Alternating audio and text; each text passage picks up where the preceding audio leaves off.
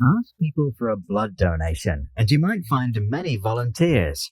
Tell the same people that they'll get paid for it, and many will now decline to help. Why do you think that might be?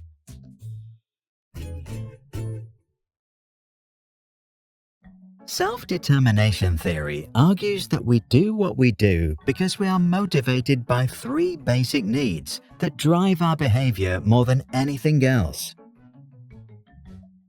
First comes autonomy. We desire to have the freedom of making our own choices and not be forced to do something we don't want.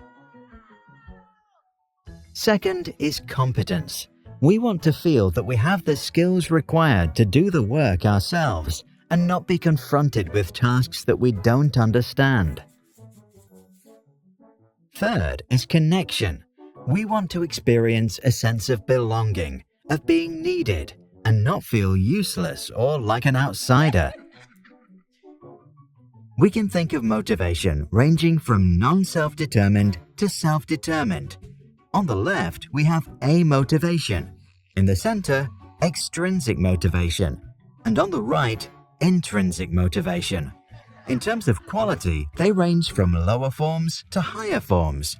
Along this spectrum are, according to self-determination theory, 6 distinct types, represented here by Anton, Mary, Tai Chi, Abani, John, and Lalisa, who all have to study for a major exam.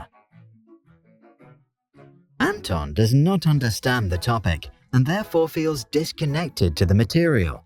His need for competence remains unsatisfied and undermines his autonomy, leading him to lose control over the situation.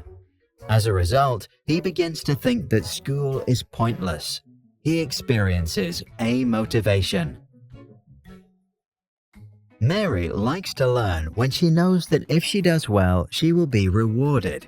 But when no one is around to stimulate her, she feels disconnected. Mary is not autonomous in her studies because she needs rewards that regulate her behavior externally, a job her mother usually does. This stage is called extrinsic motivation, externally regulated. Tai Chi strives to win or match the performance of others. When he's not among the top, his desires for competence and autonomy are not satisfied. He feels guilty when he can't be as good as others. The root of his behavior is therefore external. This stage is known as extrinsic motivation, introjected regulation. Abani values learning and sees herself as a good student. To her, getting good grades is important because it confirms her self-image. Despite the fact that she doesn't feel connected to the material, she does well because she regulates her behavior by identifying with the idea of being a good student. She's motivated by an ideal. This stage is called extrinsic motivation, regulation through identification. John thinks learning is important because it makes him a better human being. To develop his intellect and become the best version of himself, he tries to understand things, even if they are boring. He feels connected and competent.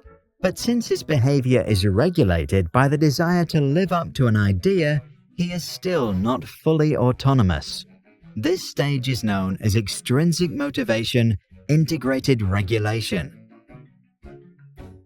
Lalisa learns things because she is curious and enjoys it. She can feel completely connected to the material and often loses track of time.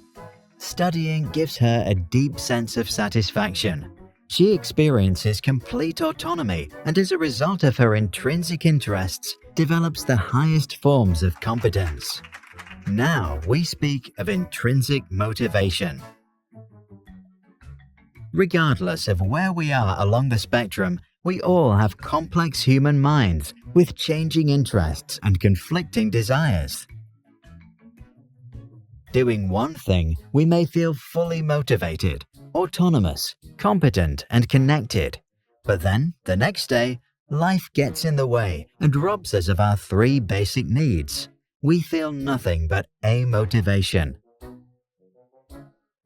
To regain your self-determination, you might want to take a break, seek a change in environment, or connect with other people. Self-determination theory was developed by the two American psychologists Richard Ryan and Edward Deci in the 1970s. More recent research points to some cultural differences.